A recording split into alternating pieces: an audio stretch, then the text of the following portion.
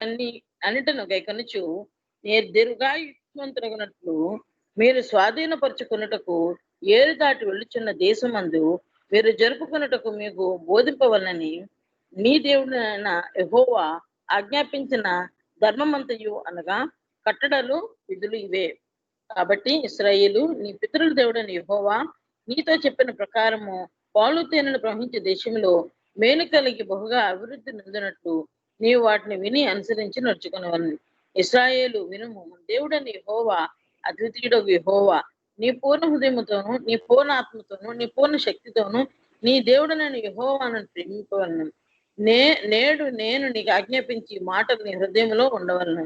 నీవు నీ కుమారులకు వాటిని అభ్యసింపచేసి నీ ఇంట కూర్చుండినప్పుడును త్రోవ నడిచినప్పుడు పండుకున్నప్పుడు లేచినప్పుడును వాటిని గూర్చి మాట్లాడవలను.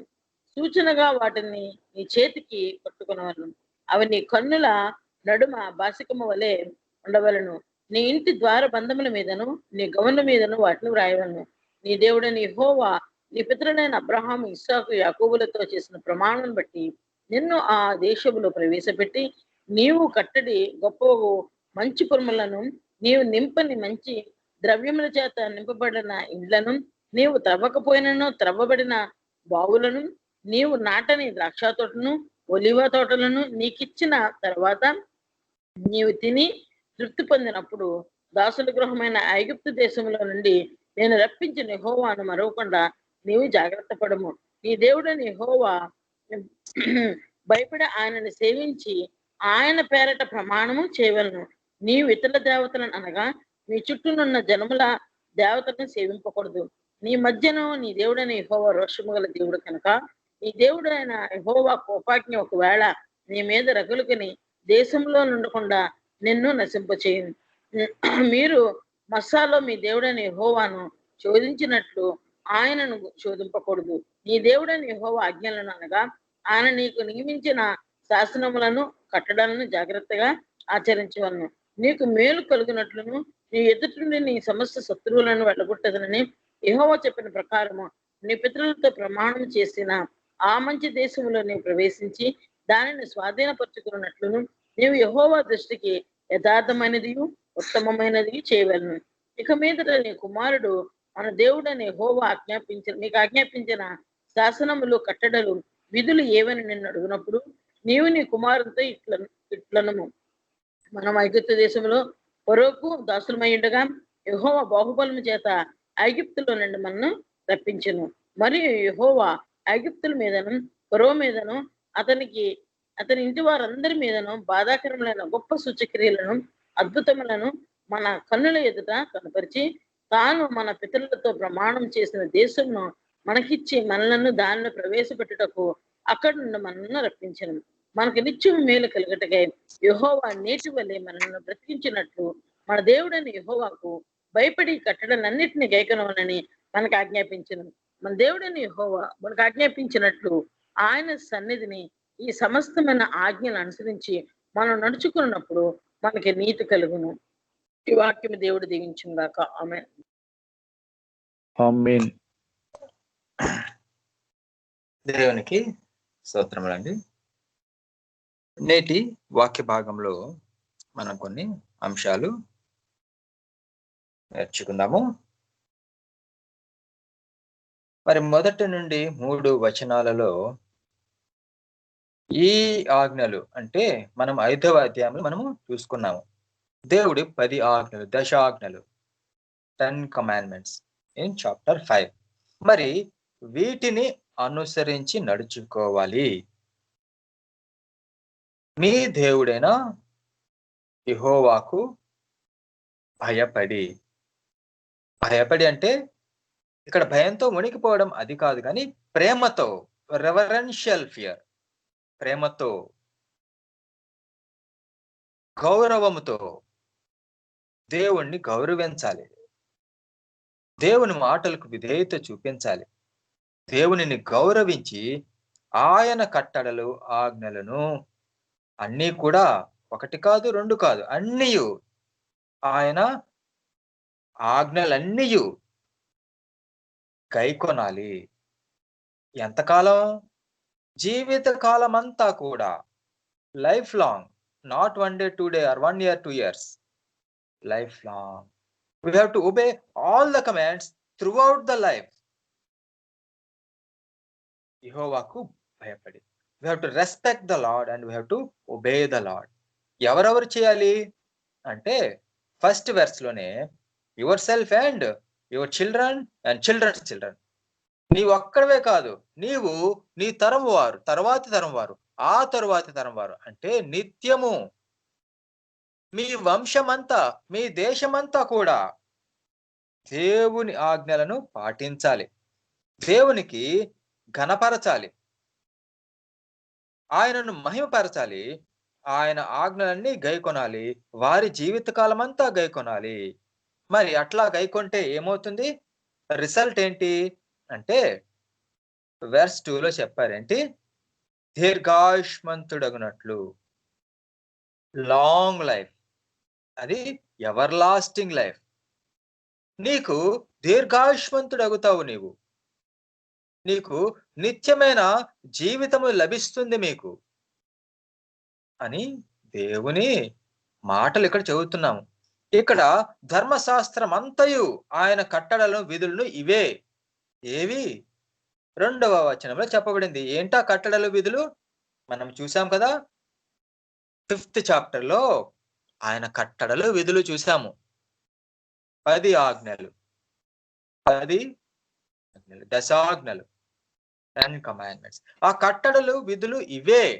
వీటిని నువ్వు గైకొనాలి, నీ జీవిత కాలమంతా గైకొనాలి, నీవు దీర్ఘాయుష్మంతుడవగినట్లు గైకొనాలి. మరి దీర్ఘాయుష్ అంటే long life, ever lasting life. అంతేకాకుండా మేలు కలిగి, 3rd verse లో మేలు కలిగి, ఇట్ విల్ బి బెనిఫిషియల్, మేలు కలుగుతుంది.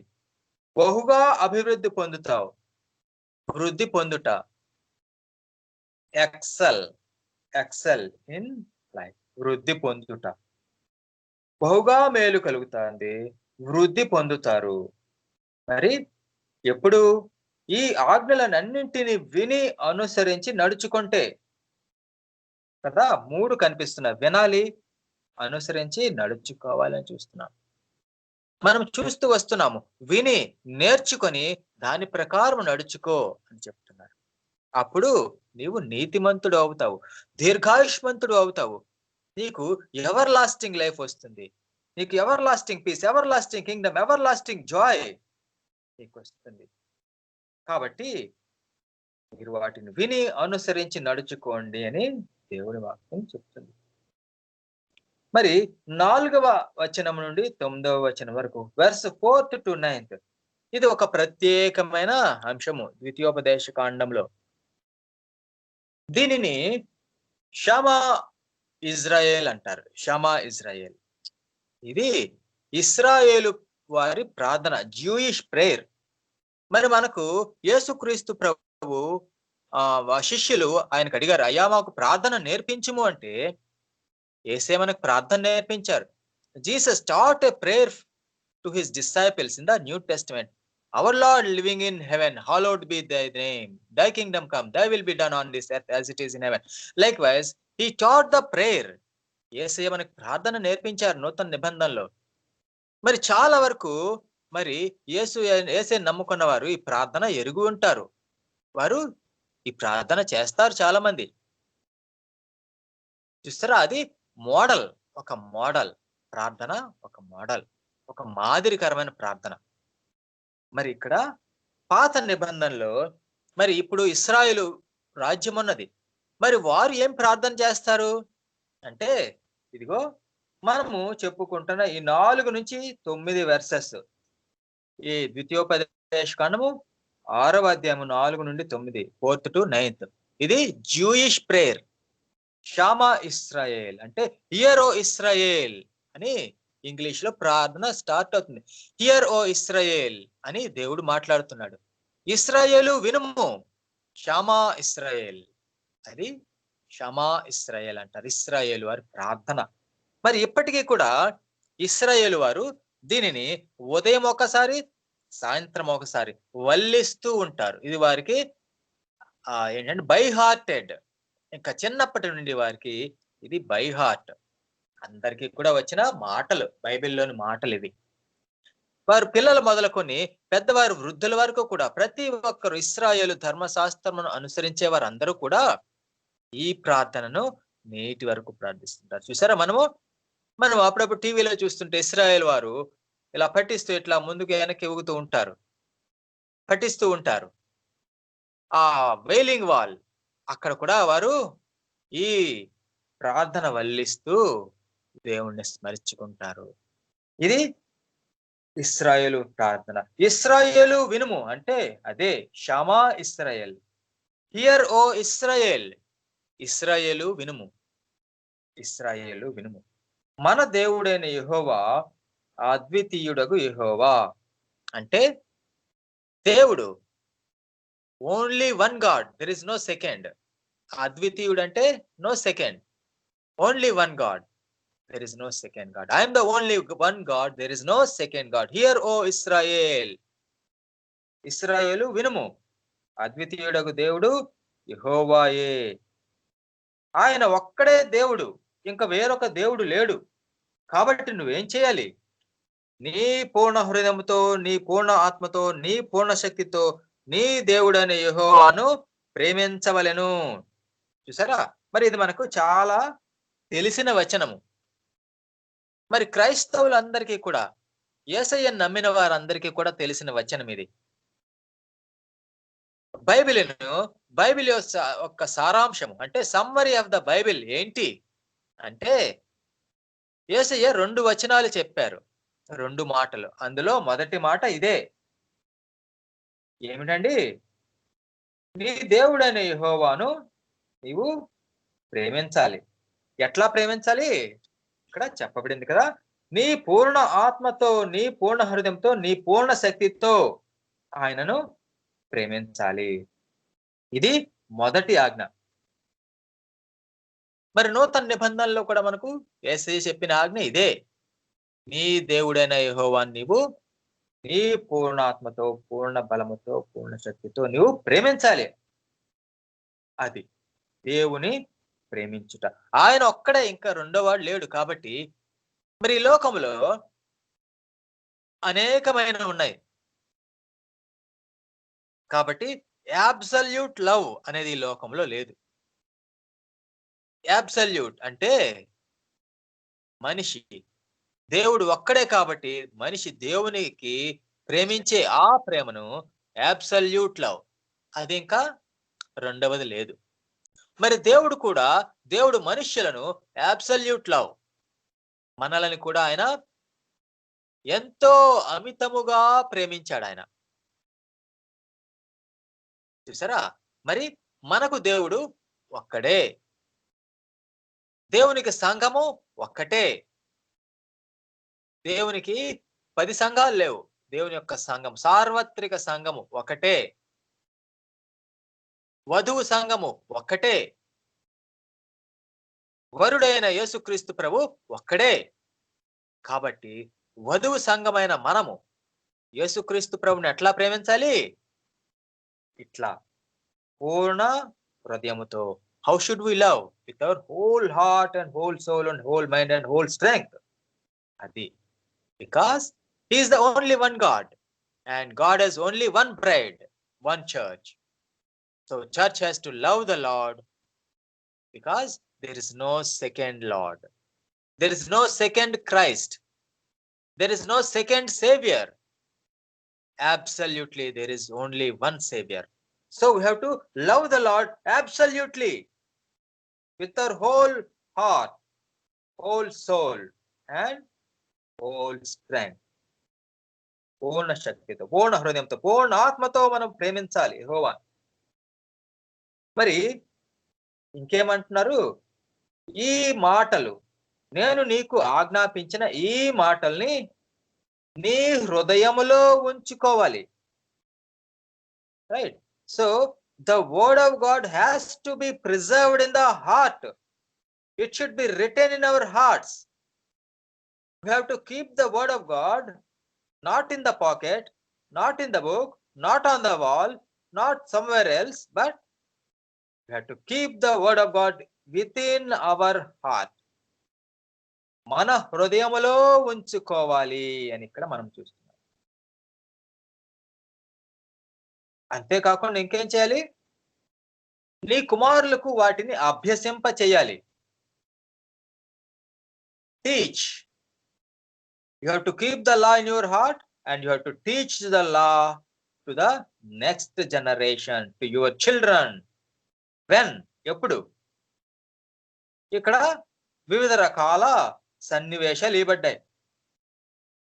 ఎంట కూర్చున్నప్పుడు, త్రోవలో నడుస్తున్నప్పుడు, పండుకున్నప్పుడు, అంటే ఇంకేమైనా మిగిలాయా? Always. You have to teach the word of God to your children. Always. Whether you are sleeping, whether you are wake up, whether you are moving, whether you are journeying, whatever that instant may be, we have to teach the law to the descendants. మన తరువాతి తరము వారికి మనము దేవుని వాక్యమును బోధించాలి. దేవుని వాక్యమును మరి వారికి కూడా బోధించి వారిని కూడా దేవుని యొద్దకు తీసుకొని రావాలి. వారిని కూడా దేవునికి విధేయులుగా చేయాలి. వారి హృదయంలో కూడా దేవుని వాక్యమును విత్తాలి కదా. అంతేకాకుండా ఇంకేం చెప్తున్నారు? సరే, వాటిని గురించి మాట్లాడాలంటే వేటిని గురించి మాట్లాడాలి? పనికి మాలిన విషయాలు కాదు పిల్లలతో మాట్లాడేది. చూసారా? వాటిని గూర్చి, దేవుని గూర్చి, దేవుని వాక్యము గూర్చి, దేవుని ధర్మశాస్త్రం గూర్చి మాట్లాడాలి. ఎప్పుడు? అన్ని వేళలా, నిత్యమును.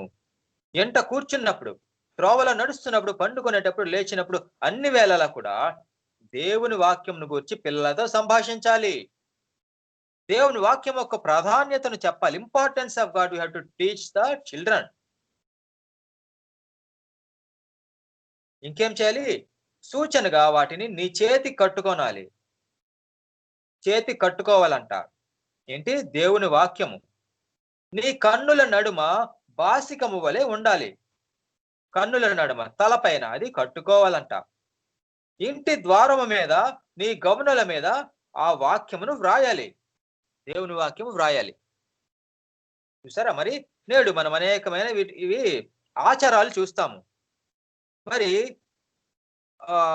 మన దేశ సాంప్రదాయంలో ఏం చేస్తారు? కొంతమంది చేతి కొంత ఏదో తీర్థయాత్రలు చేసి వచ్చినప్పుడు ఒక తాళ్ళు లాంటివి తీసుకొచ్చి చేతులు కట్టుకుంటారు, కడియాలు లాంటివి. లేదా మెడలో వేసుకుంటారు కొన్ని, ఆ దేవునికి, ఆ విగ్రహములకు సంబంధించినవి. ఏమిటి? అవి గుర్తు పెట్టుకోవడానికి.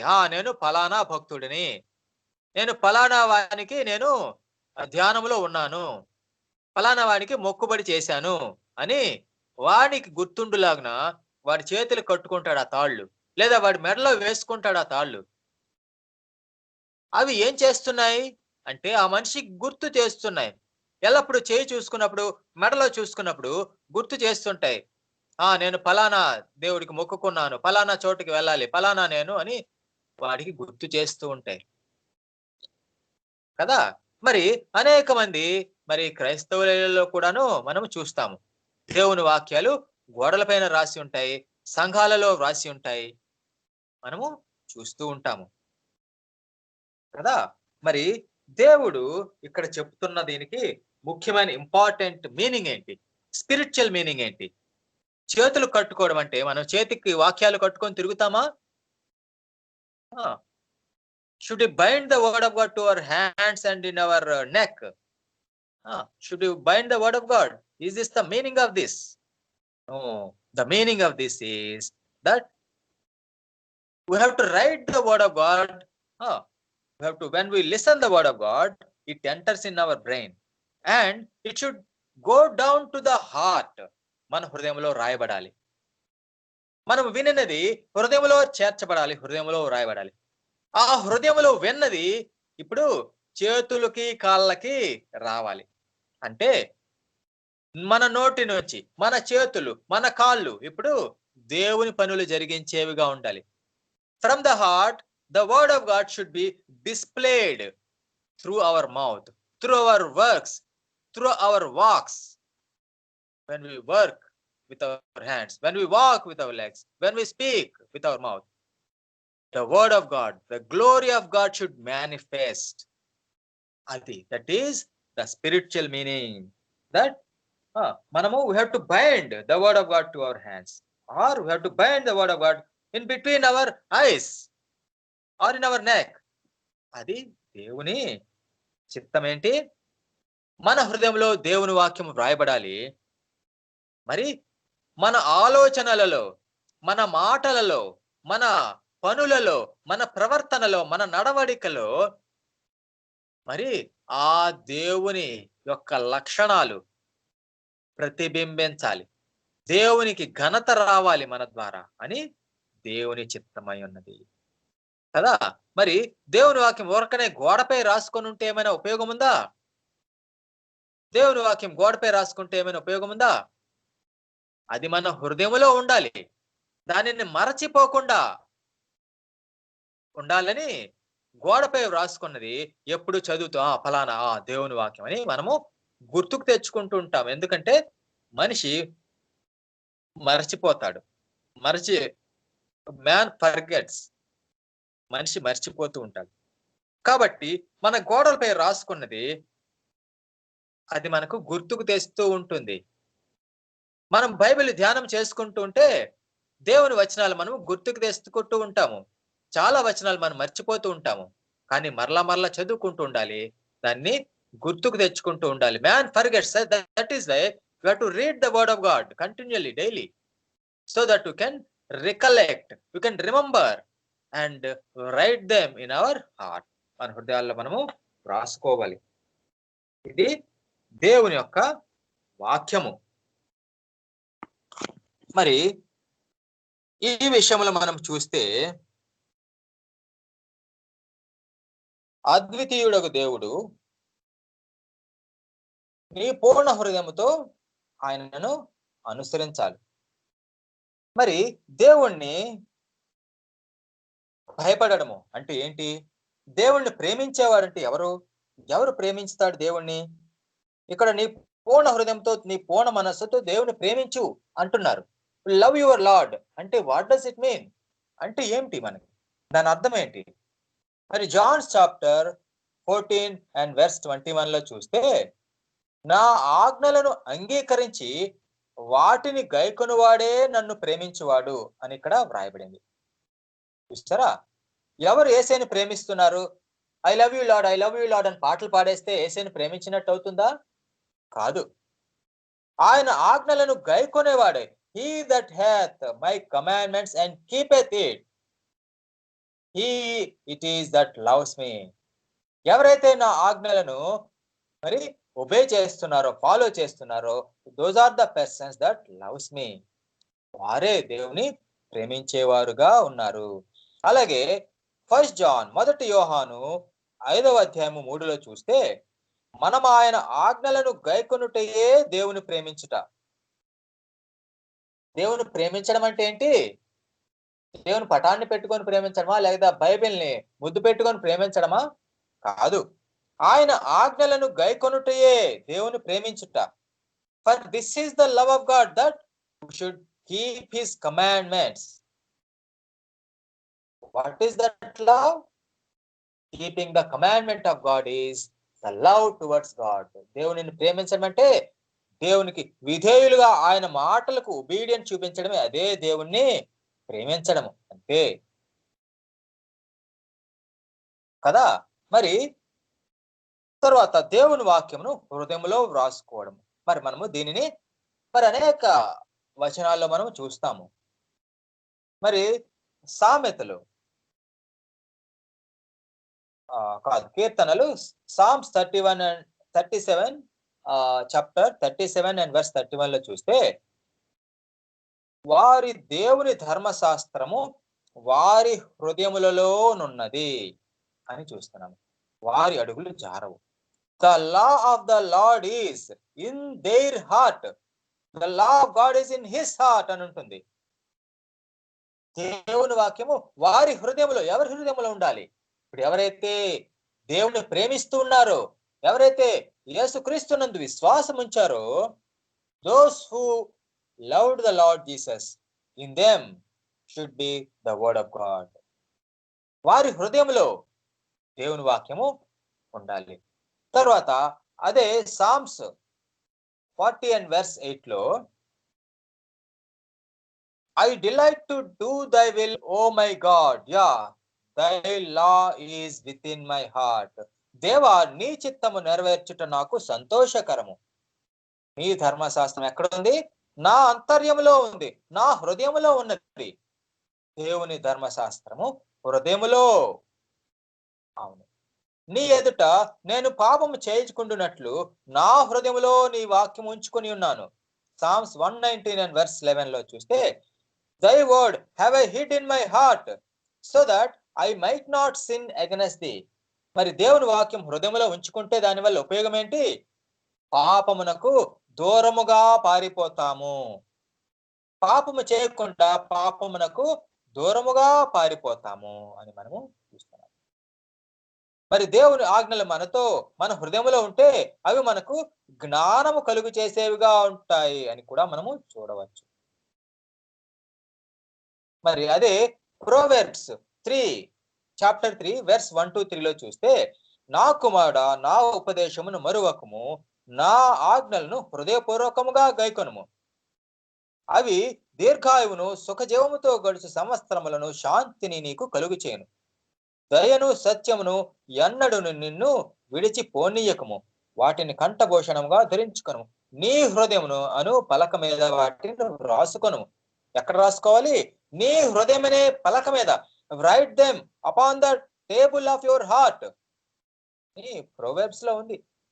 మన హృదయంలో దేవుని వాక్యమును రాసుకోవాలి అని చూస్తున్నాం కదా. ఎందుకు? మరచిపోకూడదు. దేవుని వాక్యం మనకు గుర్తుకు రావాలి. మన సన్నివేశం, మన జీవితంలో, మన మాటలలో మనం ఏం మాట్లాడుతున్నామో అది దేవుని వాక్యము గుండా పరిశీలించబడినదే బయటికి రావాలి. మనము ఉపయుక్తమైనది మాట్లాడుతున్నామా, నిరుపయోగమైనది మాట్లాడుతున్నామా?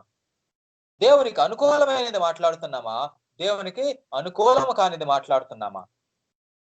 మనం మాట్లాడే మాటలు, మన ప్రవర్తన అంతా కూడా ఈ వాక్యము ద్వారా, మన హృదయములో లిఖించబడిన వాక్యము ద్వారా అది బయటకు రావాలి. యెరెమీయా 31-33 జెరెమీయా చాప్టర్ 31 and 33 లో, వారి మనస్సులో నా ధర్మ విధి ఉంచేదను, వారి హృదయము మీద దానిని వ్రాసేదను. యెహోవా వాక్కు ఇదే, I will put my law in their inward parts and write it in their hearts.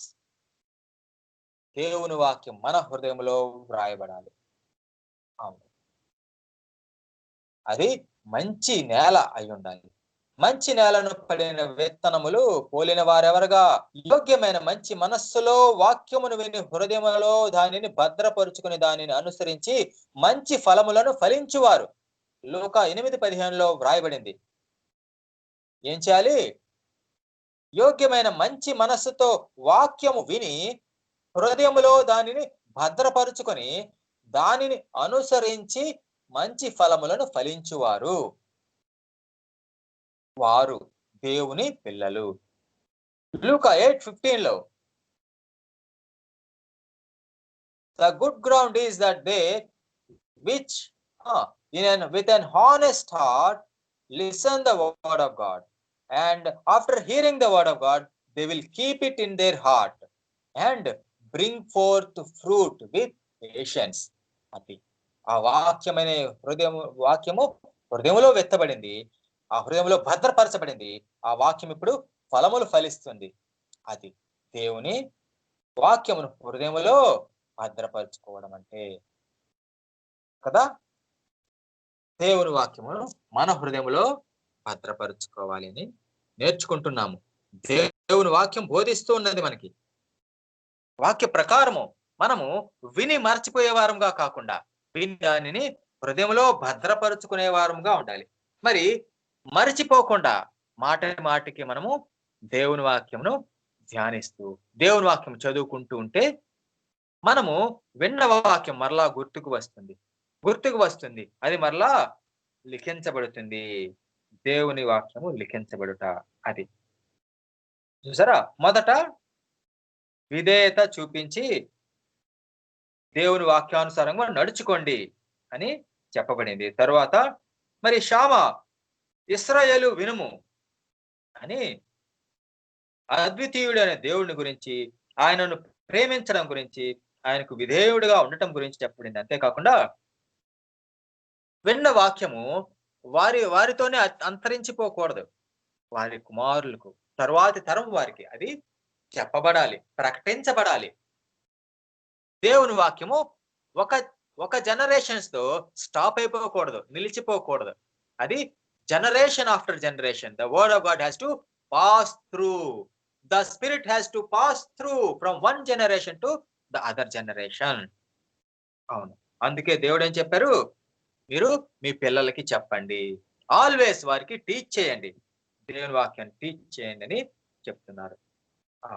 మరి తర్వాత 10వ వచనం నుండి చూస్తే ఇక్కడ వారు కట్టని మంచి పట్టణములు ఇవ్వబడతాయి, వారు నింపని మంచి ద్రవ్యములతో నింపని ఇల్లు దొరుకుతాయి, వారు త్రవ్వని బావులు దొరుకుతాయి, వారు నాటిని ద్రాక్ష రసములు దొరుకుతాయి. మరి ఇవన్నీ దొరికిన తర్వాత మరి దేవుడు అంత సమృద్ధి ఇచ్చేస్తున్నాడు ఇశ్రాయేలు వారికి. ఎందుకు? వారు దేవునికి విధేయులుగా ఉంటే దేవుడు వారికి సమృద్ధి ఇస్తారు. మరి మనమైనా దేవునికి విధేయులముగా ఉంటే దేవుడు మనకు ఆత్మీయ సమృద్ధిని కలిగిస్తారు. He gives us, he provides us abundantly.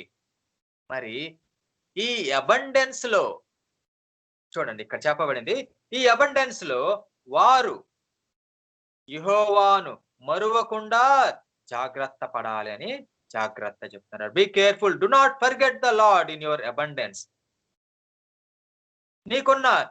నీకు లభించిన ఈ గొప్ప వాటితో, అనేకమైన వాటితో, వాటినే ప్రేమిస్తే ఇంకా దేవుణ్ణి మరిచిపోకు.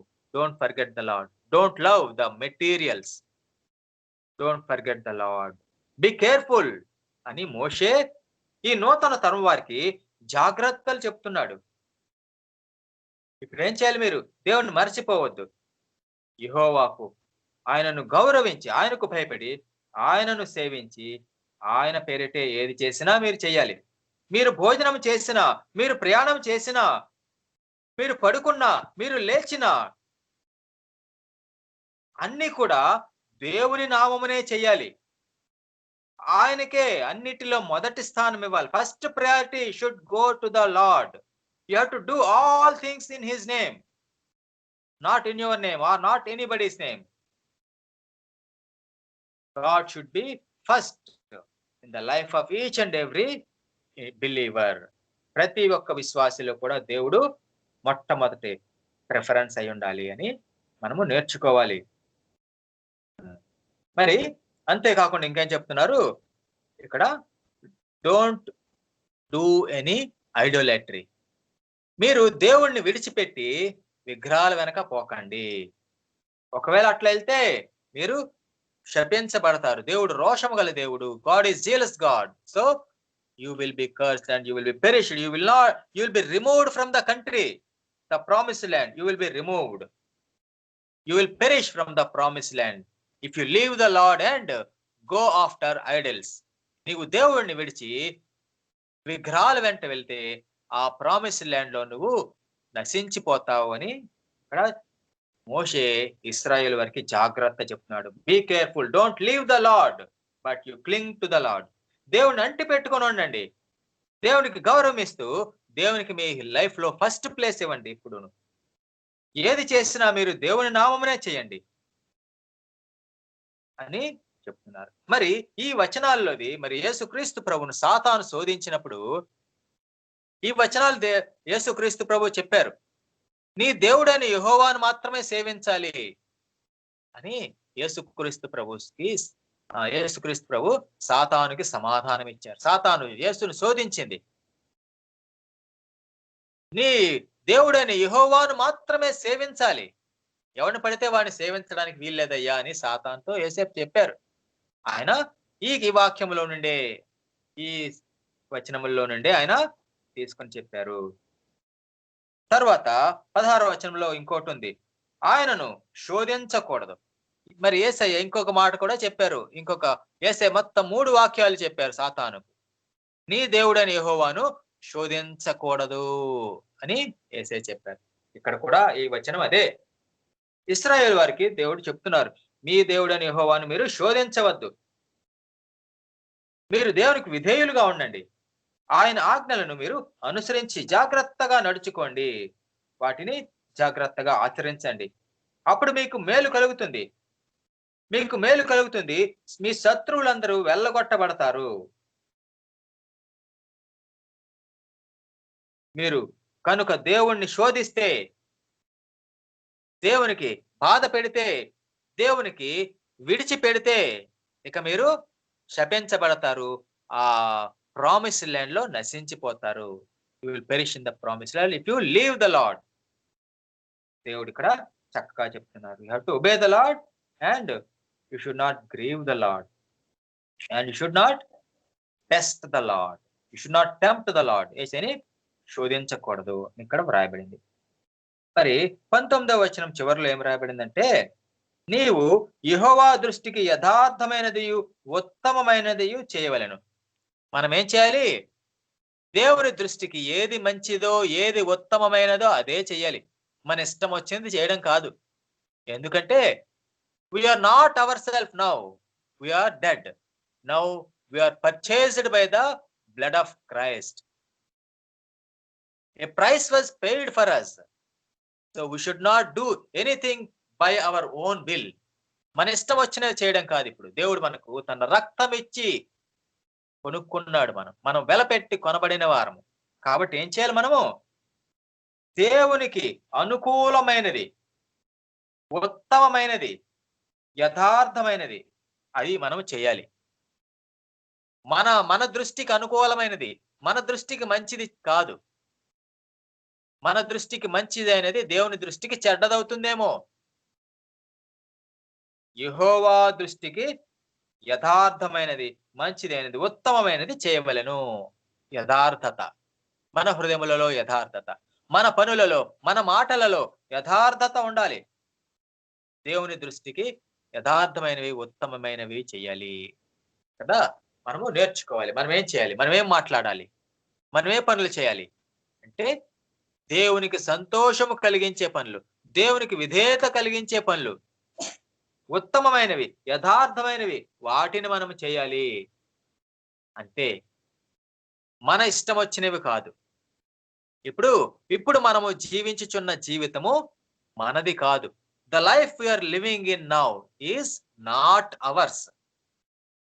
That is why we should not fulfil our will. We should not do according to ourselves. కానీ మనం ఏం చేయాలి? We have to fulfill the will of God. We have to fulfill the will of God because God has purchased us already. We are His. మనము ఆయనకు చెందబడిన వారము. We belong to Him. అంతే. So we have to obey Him and we have to do the things according to His commandments. ఆయన చిత్తానికి అనుగుణమైన మనము చేసుకోవాలి అని ఇక్కడ వ్రాయబడింది. తరువాత మనము 20 నుంచి ముందుకు వెళ్తే, మరి మీ కుమారులు, మీ తరువాత తరం వారు దేవుని యొక్క కట్టడలు, దేవుని గురించి అడిగితే మీరు వారికి మరచిపోకుండా మరి చెప్పాలి. ఎందుకంటే పాస్ట్ ని మర్చిపోకూడదు. ఇశ్రాయేలు వారు ఏ విధముగా విడుదల పొందారో, ఏ విధముగా వారు ఐగుప్తు నుండి విమోచించబడ్డారో, దేవుడు ఎట్లాంటి గొప్ప గొప్ప క్రియలు, మైటీ వర్క్స్ చేశారో అవన్నీ కూడా మరి నీవు ఎక్స్ప్లెయిన్ చేయాలి. మీ పిల్లలకి, నెక్స్ట్ జనరేషన్ కి మీరు ఎక్స్ప్లెయిన్ చేయాలి. So that they also will remember the mightiness of God, the greatness of God. వారు కూడా మరచిపోకుండా వారి తర్వాతి తరం వారికి అవి దేవుని వాక్యాన్ని, దేవుని గొప్పతనాన్ని ప్రకటిస్తారు. కాబట్టి నువ్వు మరచిపోవద్దు. మీ పిల్లలకు నేర్పించు. మాట్లాడడం మరచిపోవద్దు. మీ పిల్లలతో ఏం మాట్లాడాలి? దేవుని ఘనత గురించి మాట్లాడాలి. దేవుని చేసిన మేలుల గురించి మాట్లాడాలి. దేవుని యొక్క గొప్పతనం గురించి మాట్లాడాలి. దేవుని మహిమ కార్యములను గురించి మాట్లాడాలి. దేవుడు కలిగించిన విమోచనను గురించి మాట్లాడాలి. అది లోక సంబంధమైన విషయములు కాదు. దేవుని గురించి ఎల్లవేళలా మీరు మాట్లాడండి అని మనం అక్కడ చూసాం. ముందు చదివాము. పడుకున్నా, లేచినా, ఇంట్లో ఉన్నా, నడుస్తున్నా, ప్రయాణాల్లో ఉన్నా, ఎక్కడ ఉన్నా దేవుని గురించి మాట్లాడండి. దేవుని ధర్మశాస్త్రం గురించి మాట్లాడండి అని చెప్పబడింది. మరి 24వ వచనంలో చూస్తే, మనకు నిత్యము మేలు కలుగుటకై, నిత్యము మేలు కలగాలి అంటే ఏం చేయాలి? మరి మనం బతికి ఉండాలంటే ఏం చేయాలి? నిత్యము మేలు కావాలి అంటే ఎవర్ లాస్టింగ్ గుడ్నెస్. అలాగే మనం బ్రతికించున్నట్లు మనకు లైఫ్ కావాలి. Ever lasting goodness and ever lasting life కావాలంటే ఏం చేయాలి? దేవుడైన యెహోవాకు భయపడి, దేవుడైన యెహోవాను గౌరవించి, మరి ఆయన కట్టడలన్నింటినీ గైకొనాలి. 24th verse కదా.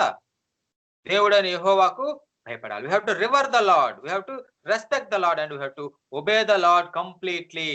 Then we will have everlasting life and everlasting goodness. Everlasting goodness and everlasting life. సరే, ఆయన సన్నిధిని సమస్తమైన ఆజ్ఞలను అనుసరించి మనము నడుచుకొనున్నప్పుడు మనకేంటి కలుగుతుంది? నీతి. We will be made as righteous when we listen to his word and follow according to his word. ఆయన సన్నిధిలో సమస్తమైన ఆజ్ఞలను మనం అనుసరించి నడిస్తే 25th verse లో ఆయన సన్నిధిలో ఆయన యొక్క ఆజ్ఞలన్నింటినీ కూడా నడుచుకుంటే, వాటిని అనుసరించి నడుచుకుంటే మనకు నీతి కలుగుతుంది. మరి ఆయన యొక్క ఆజ్ఞలను అన్నింటినీ ఎవరైనా 100% దేవుని యొక్క కమాండ్మెంట్స్ ని ఒబే చేసి లోకములో ఎవరైనా నడిచారా? ఆదాము మొదలుకొని ఇప్పటిదాకా ఏ మనిషి అయినా దేవుడు ఇచ్చిన ధర్మశాస్త్రమును 100% 100% ఒబే చేసి ఎవరైనా ఉన్నారా అంటే, మనుషులందరూ కూడా all people have sinned and fall short of the glory of God. అందరూ కూడా పాపం చేసి దేవుడు అనుగ్రహించి మహిమను పొందలేకపోతున్నారు. ఎక్కడో ఒక లోపము, ఎక్కడో ఒక షార్టేజ్. మరి ఏదో 9 లేదా 50% దేవునికి విధేయత చూపిస్తూ ఉండొచ్చు, కమాండ్మెంట్స్ కి ఒబీడియంట్ గా ఉండొచ్చు. మరి ఎక్కడో ఒక దగ్గర తప్పు చేస్తూ ఉండొచ్చు. మనుషులలో ఏ మనిషి కూడా మరి 100% దేవుని ధర్మశాస్త్రానికి ఒబీడియంట్ గా ఉన్నవారు ఎవరు కూడా లేదు. కానీ ఈ పాపులైన మనుషులను రక్షించుటకు యేసుక్రీస్తు ప్రభువే, ఆ దేవాది దేవుడైన యేసుక్రీస్తు, దేవాది దేవుడే మనుష్య రూపిగా యేసుక్రీస్తు ప్రభుగా మరి ఈ లోకంలోనికి దిగి వచ్చారు. So the lord himself, he descended in the form of Lord Jesus Christ as human being and he obeyed the commandments in the human flesh. మనుష్యుల శరీరములో పుట్టిన ఆయన 100% దేవుని ధర్మశాస్త్రానికి విధేయత చూపించాడు. 100% he obeyed the commandments of God. That is why he is righteous. That is why he is holy. అందుకే ఆయన నీతిమంతుడు, ఆయన పరిశుద్ధుడు. మనుషులలో ఇంకెవ్వరు నీతిమంతులు లేరు, ఇంకెవ్వరు కూడా పరిశుద్ధులు లేరు. మరి మనం ఇప్పుడు నీతిమంతులమా కామా? Are we righteous or not? మనకు ప్రశ్న. మనకే మనము నీతిమంతులము కాము, కానీ మనము యేసుక్రీస్తు ప్రభువును విశ్వసించాము కాబట్టి ఆ విశ్వాసమును బట్టి మనము నీతిమంతులుగా తీర్చబడ్డాము. We were made righteous because we simply obeyed the Lord Jesus Christ. We have put our trust in him. We have put our faith in him. Ante. So this simple faith in Christ has made us righteous people. మనల్ని నీతిమంతులుగా తీర్చిదిద్దింది అదే. ధర్మశాస్త్రము మనుష్యులకు ఏది మంచిది, ఏది చెడ్డది, ఏది చెయ్యాలి, ఏది చేయకూడదు అని చెప్తుంది. The law teaches what is good, what is bad, what to do, what not to do. Law is like a mirror. ఒక అద్దం వంటిది ధర్మశాస్త్రము. మనిషి ఈ అద్దంలో చూసుకొని తను తాను పోల్చుకుంటాడు, తను ఎట్లా ఉన్నాడో. మనిషి అద్దంలో చూసుకున్నప్పుడు వాని యొక్క ప్రతిబింబం కనిపిస్తుంది. ఈ ధర్మశాస్త్రం అనే అద్దంలో మనిషి చూసుకుంటే మనిషి యొక్క పాపాలన్నీ కూడా మనిషిని పాపిగా తీరుస్తుంది ధర్మశాస్త్రము. మరి మనము ధర్మశాస్త్రంలో కాదు, ఇప్పుడు యేసుక్రీస్తు ప్రభులో మనల్ని చూస్తే, ఇప్పుడు పైనున్న ఆ judge, ever lasting judge, God father,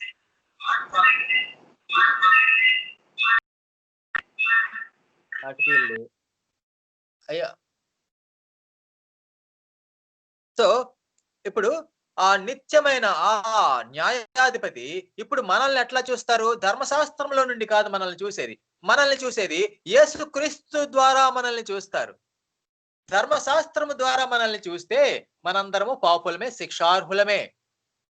if the God looks us through the law of God, then all people are sinners and all people will be punished. Kani, but now God is watching us. God is observing us through the Lord Jesus Christ, because we are hidden in the Christ. We are hidden in the heart of Christ. Our names were written in the heart of Christ. మనము దేవుని హృదయములో లిఖించబడ్డాము, దేవుని హృదయములో మనము దాచుకున్నాము. ఆయనే మన ఆశ్రయపురము. He is our refuge and we are hiding ourselves in him. మరి ఆయన ఎట్లా చూస్తాడు God father? When the God Father watches us, he watches the Holy Lord Jesus Christ. Ante. That is why we were made righteous. Our sins were washed away. Law cannot make the people righteous. Law teaches the people what is good and bad, who is righteous and who is not righteous, who is sinners and who is not sinners. But the blood of Christ has cleansed us from the sin. పాపము నుండి మనల్ని విముక్తి కలిగించింది దేవుని రక్తము. మనలను పరిశుద్ధునిగా చేసింది దేవుని రక్తము. మనలను నీతిమంతులుగా చేసింది. We were made righteous through the blood of Christ. చూసారా ఎంత గొప్ప ఘనత పొందుకున్నామో చూసారా? మరి మనము రైచియస్ పీపుల్ గా మారిన మనం ఏం చేయాలి? ఎంత గొప్ప భాగ్యము మనకు అనుగ్రహించిన ఆ యేసుక్రీస్తు ప్రభువును మనం ఎట్లా ప్రేమించాలండి? How should we love the Lord? How should we love the Lord? We have to think by ourselves. How much more should we love the Lord? Not by our works, just by our faith he made us righteous. So how much more should we love the Lord? అంత అధికముగా మనం ఆయన ప్రేమించాలి. చూడండి ఎంత గొప్ప ధన్యత మనకు అనుగ్రహించిన ఆయనకు మనము మన హృదయంతో ఇక్కడ చెప్పబడినట్టు with our whole heart, whole soul and whole strength we have to love him, we have to adore him, we have to worship him, we have to cling to him. ఆయన్నే హత్తుకోవాలి. ఆయన్నే మన పూర్ణ హృదయంతో, పూర్ణ మనస్సుతో, పూర్ణ ఆత్మతో, పూర్ణ శక్తితో ప్రేమించాలి. ఎన్నడూను విడువక ఆయననే ప్రేమించాలి. అంతే. మనలను నీతిమంతులుగా తీర్చిన, మనలను నరకం నుండి తప్పించిన ఆయననే ప్రేమించాలి. ఆయనే మన రక్షకుడు. Only one saviour, there is no other saviour. Only one God, there is no other God. అద్వితీయుడైన దేవుడు, నిత్యుడైన రక్షకుడు, నిత్య జీవం అనుగ్రహించేవాడు, శాశ్వత జీవం అనుగ్రహించేవాడు, శాశ్వత సంతోషం అనుగ్రహించేవాడు ఆయన, శాశ్వత రాజ్యమునకు కొనిపోయేవాడు ఆయన కదా. నిత్యము మేలు కలిగించేవాడు ఆయన. కాబట్టి ఆయనను గౌరవించి, ఆయనకు భయపడి, ఆయన ఆజ్ఞలను గైకొని నడుచుకుందాం. ఆయన మాట చెప్పును నడుచుకుందాం. ఆయన ఆజ్ఞలను అనుసరించి నడుచుకుందాము. మన చిత్తము కాదు, దేవుని చిత్తం నెరవేరుద్దాం. మన సంతోషం కాదు, దేవునిని సంతోషపరుద్దాము. ఆయన మాట చెప్పున నడుచుకుందాం. అదే మనకు నీతి. మనము ఆయనకు మరి ఈ విధముగా మన జీవితం ద్వారా మనం ఆయనకు సంతోషం కలిగించాలి, ఆయనకు ఆనందం కలిగించాలి.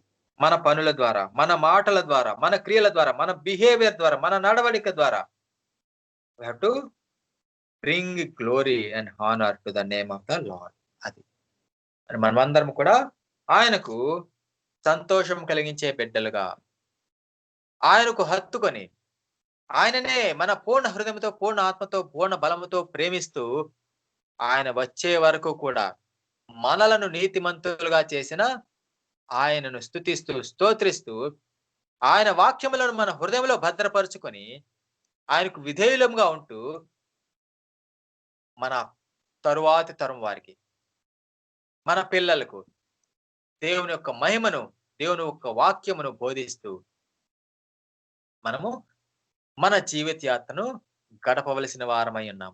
ఆ విధంగా ఉండుటకు దేవుడు మనకు సహాయం చేయనుగాక. పరిశుద్ధుడా, పరమ తండ్రి, జీవాధిపతి, సర్వాధిపతి, మీకే వందనములు, స్తుతులు, స్తోత్రములు నాయనా తండ్రి.